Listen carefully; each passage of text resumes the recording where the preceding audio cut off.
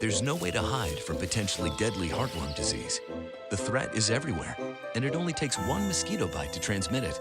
That's why you need to protect your dog with HeartGuard Plus. Just one real beef chew given once a month, every month, helps keep your dog safe all year long. Test dogs for infection prior to use. In rare cases, digestive and neurological side effects have been reported.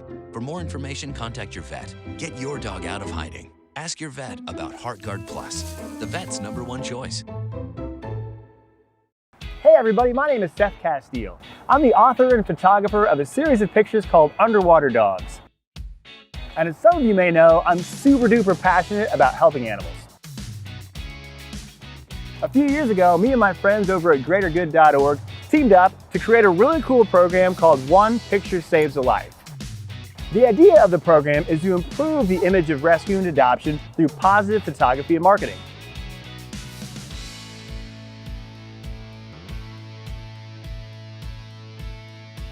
We're teaming up again with Boehringer Ingelheim to inspire and educate more people than ever before to save lives.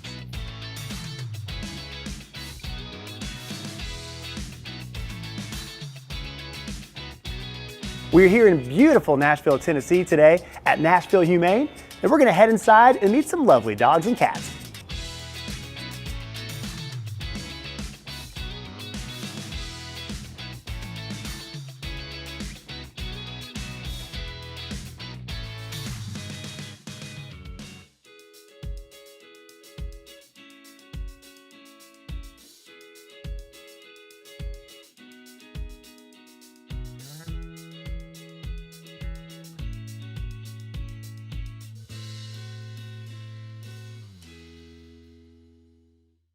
Let's talk about digital SLR cameras. If you'd like to use a DSLR camera for adoption photos, you're going to need to acquire one. Never buy a used camera, always buy brand new. The reason is that used camera might have unforeseen problems and may not work correctly, or it may not work at all. So hop online, buy the least expensive brand new DSLR camera, whether it's Canon, whether it's Nikon, whether it's Sony or some other brand. You should only spend a few $100s on the camera. Next, you're going to need a specialty portrait lens. Don't try to use the lens that they sell you at the camera shop. You're going to want to buy a specialty 50mm lens. What this is going to do is this is going to create the fairy tale effect you're looking for adoption photos, where the dog or cat's face is in focus and everything is blurred out. This is a wonderful portrait lens. For Canon, you can buy the 1.8 50mm lens for around $100 to $110. It's a pretty good deal. Now let's talk about setting up your camera for adoption photos. Number one, put the battery in, pretty easy. Number two, put in your compact flash or other memory card to make sure that you can save the pictures. Number three, turn it on. All no-brainers. Number four, select your mode for your camera. We're going to want to choose aperture priority. The reason we choose aperture priority or AV is so we can create that wonderful fairy tale look with the face of the dog or cat in focus and the background is blurred out and looks absolutely amazing. So you want to choose aperture priority for that reason. Once you have the camera in aperture priority, you want to set your aperture. I recommend an aperture of around 1.8. This way, the dog or cat will be in focus, the background will be blurry. Next step, choose your ISO. Click ISO on your camera, turn it to automatic. Boom. Shutter speed will fill in automatically because you're in AV mode. No worries about that. Next step, you want to choose your tracking mode. For Canon, it's called AI Servo. This means if the dog is moving around a little bit, the camera will track your subject and keep your subject in focus. Next step, burst mode. Why take one picture at a time when you can take 20? The more pictures you take, the more likely you're going to have a winning shot. So set your priority there to burst mode. With Canon, it'll say H with several little picture frames. That way, when you hold down the camera, it'll take 10 in a row. Next step, you want to choose your focus point. When you have your dog or your cat that you're photographing, you want to make sure the camera understands where the eyes are of the dog or the cat. The eyes are the most important thing that you need to have in focus. You're going to set your focus point on the eyes of the dog or the cat. That way, the eyes will always be in focus and everything else will start to blur out.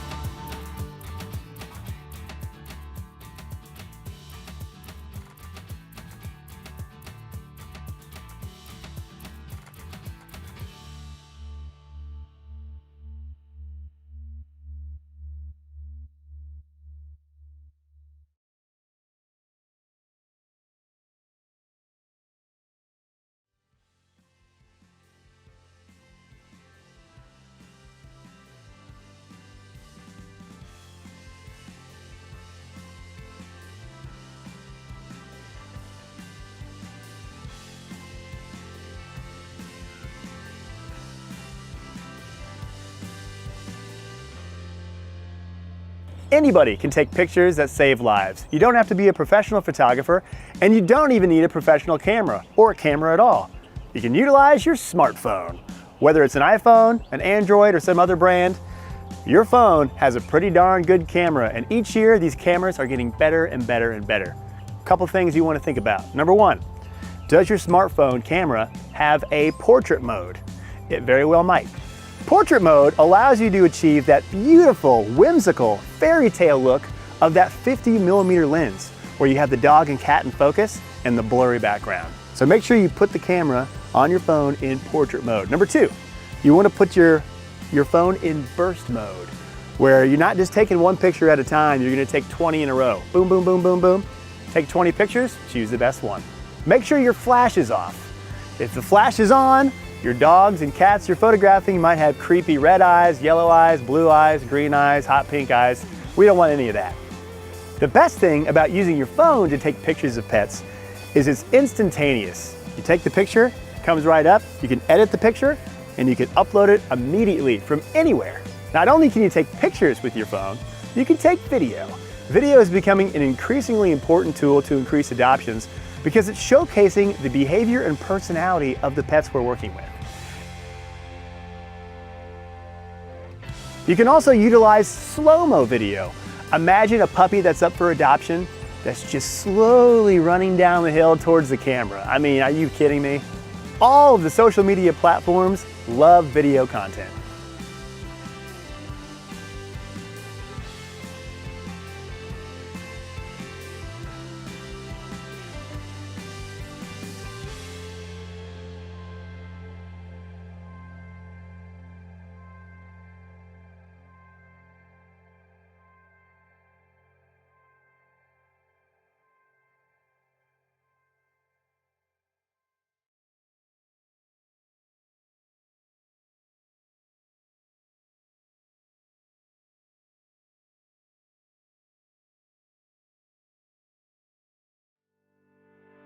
Here we are on the dog wing, where we're going to meet some adoptable dogs, and I'm going to teach you how to take more positive adoption photos. Let's talk about safety. Safety is the #1 priority for the dog and for you and your fellow staff and volunteers. Let's talk about Mabel here. I've never met Mabel, so I'm going to be, very respectful and very patient and very kind to Mabel, and hopefully she likes me. So just like meeting any dog for the first time, same thing applies if you're already volunteering or working in any capacity with a shelter or rescue. You know these rules. Hey Mabel, how are you doing? Better smell me, get down close, don't want to scare her. I also have this camera. Sometimes dogs are a little bit worried about a camera because they don't know what it is. So she doesn't seem to mind this. Hey Mabel, what's this? Oh, hi there friend. Doesn't mind the camera at all. If a dog is fearful of the camera, we're going to talk about that as well. Zach is going to be my handler today. Mabel's going to be my dog. You always want to team up with at least one other person. For me to try to hold on to the lead with Mabel, almost impossible. So that's where Zach's coming in. He's going to really help me out. The handler should always be well equipped to handle the dog that you're going to be photographing. Just want to make sure that everybody is okay handling the dog. The dog's comfortable in that situation. We want to make sure Mabel here isn't going to get loose and run off. So in this case, Zach is comfortable handling Mabel. Everything's in control.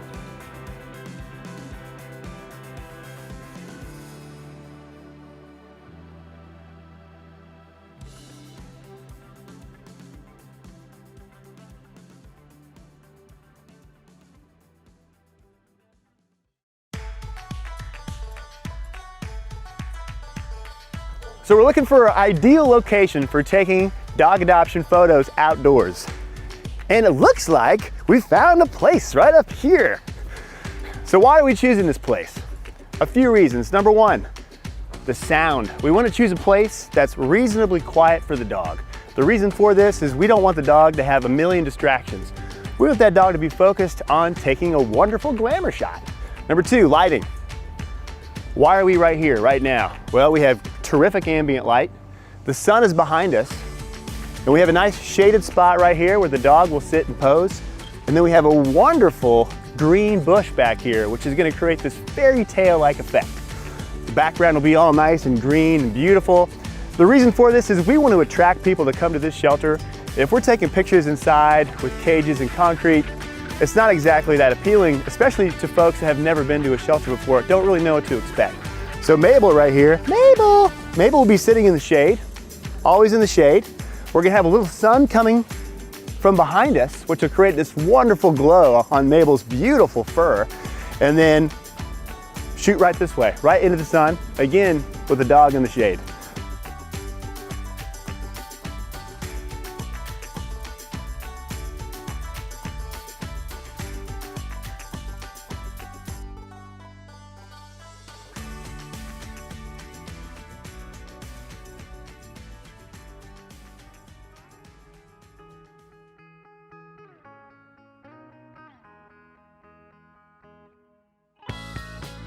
Working distance, whether you're using a digital SLR camera or a phone, working distance is very important. It's gonna be about the same.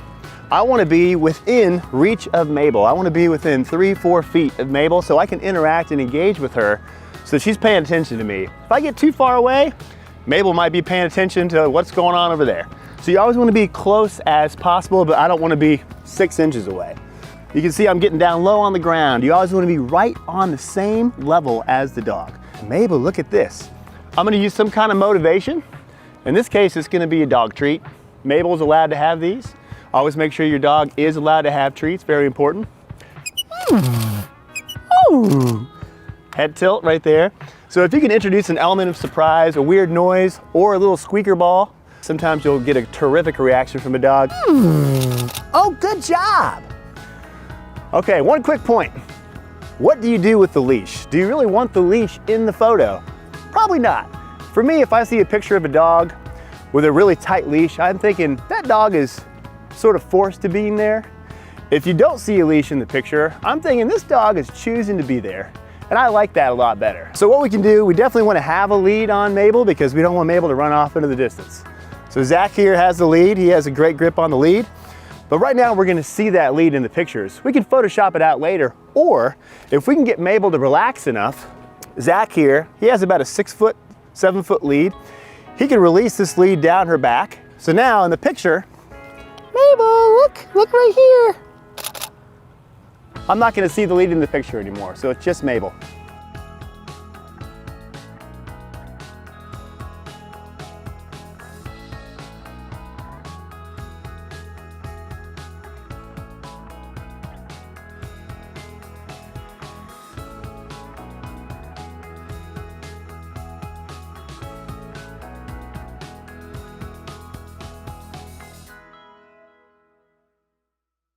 Another fun idea is action shots. There's nothing more fun than to see a dog in their element, scampering along a trail, having an absolute blast. And so today we're gonna try to get a couple of great action shots of Mabel here. To do that, we have to make sure Mabel is safe. So if she's not in a restricted area that's fenced in, we need to make sure she's on a secure lead. But we don't want Zach here in our action shots. So Zach has very strategically looped one lead onto another lead. So now we have a 12-foot lead. Mabel can get a little bit of a distance from Zach. That way Mabel's in my shots and Zach isn't. Okay, ready when you are.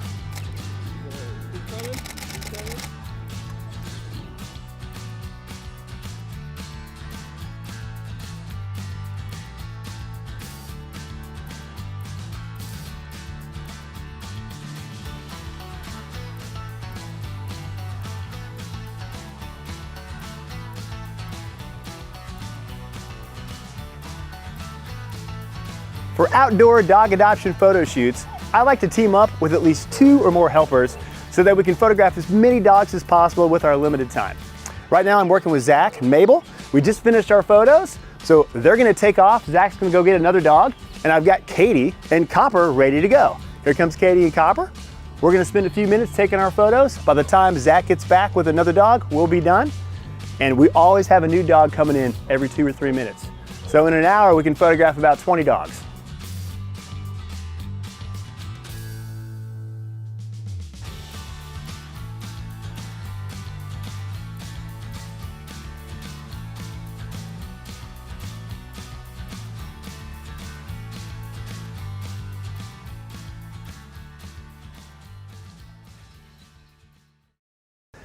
On occasion, you may meet a fearful or timid dog, and that's to be expected. Many of these dogs are coming in from unknown circumstances, and we don't know what they've gone through. So they may need some time to really trust humans again, and that's okay.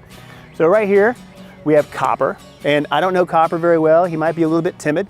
I want to try to understand, is he timid about me? Is he timid about the situation? Is he timid about the camera? If he's timid or fearful about me, the most important thing is to be extremely patient and have very calm energy. Take your time. If I try to force this photo shoot to happen, it's just going to end up in failure. And we're not going to get any good pictures. And I'm also going to stress out Copper, which I don't want to do. Maybe you spend 5 minutes with the dog and then spend 5 minutes with the dog later. The more they know you, the more they trust you. If it's about the camera, sometimes that it is. They don't understand what this thing is. It can be a little bit frightening. So what I'm going to do is I'm going to place this on the ground here. If the dog is allowed to have treats, I'm going to try to get the dog more comfortable with the camera. Hey, Copper, what's this? I'm putting some food here. I'm not sure he's going to take it, but he's coming closer to the camera, which is great news. Hey, Copper, what's this right here? So that's good. So he doesn't seem to be reacting in a negative way. He's not sure about taking treats yet, but the more I can get him comfortable with the camera being close to him, the better it is. Sometimes it could be about the situation. This is kind of an odd deal. Look. Hello, squeak, squeak, squeak, hello, squeak. It's kind of a weird deal, you know, if you don't know me and I'm getting in your face like this with this camera, it's a little bit intimidating, especially if you're already a little bit nervous. So if it's the camera that Copper is afraid of, we want to keep the camera hidden away and find something else to distract Copper. So as he's looking at the ball, I'm going to slowly bring my camera out so he's not looking at the camera. Copper! Put it really close to my face. Copper. Oh, what's this? Didn't even notice the camera that time.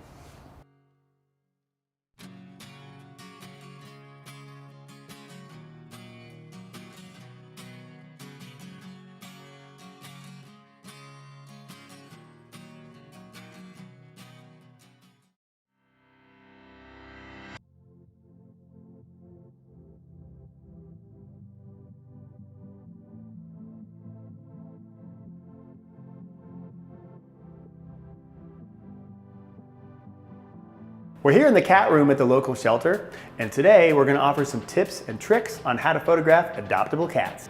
First things first, if you're photographing cats in an environment like this at your local shelter, you may notice that there's not a whole lot of light available, and you're also working in a limited amount of space. That's why your 50mm lens or on your phone, your portrait mode is going to come in really handy because you're photographing cats in lower light situations.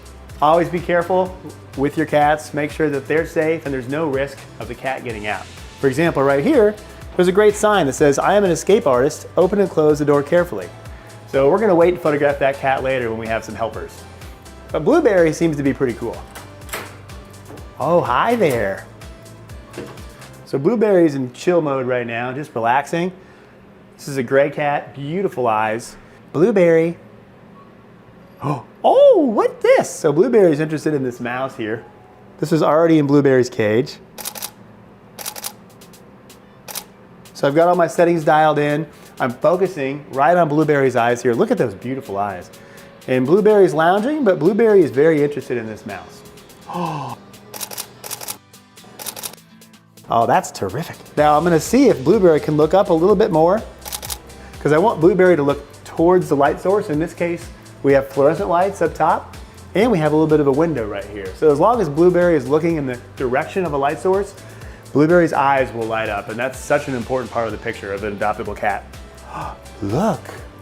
Oh, yeah, look. Wonderful. And we got it. You want to play with this? Shut the door, moving on to the next cat.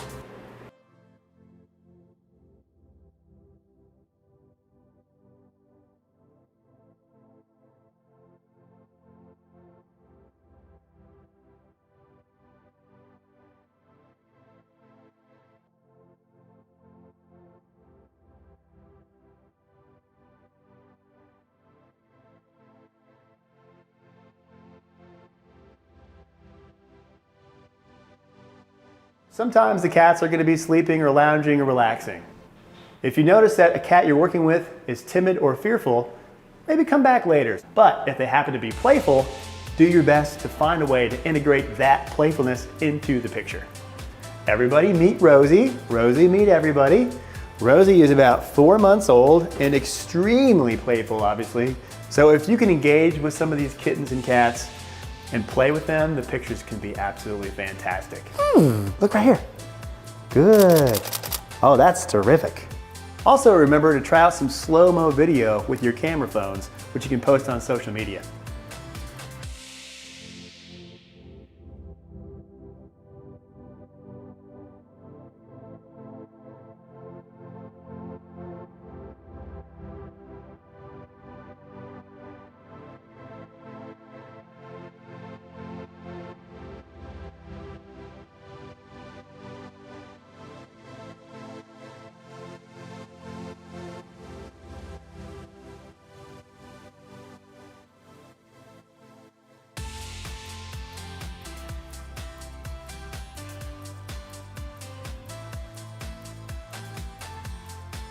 Utilize these tips, practice, practice, practice, and go have some fun, and you'll save some lives of adoptable cats. With this one little neck guard chew comes power, confidence, reassurance you're doing what's right to protect your dog from fleas and ticks for a full month. This one little neck guard chew is the #1 vet-recommended protection, and it's the only chew FDA approved to prevent infections that cause Lyme disease. Plus, it's safe for puppies. There's a lot of power in this one little neck guard chew. NexGard, what one little chew can do.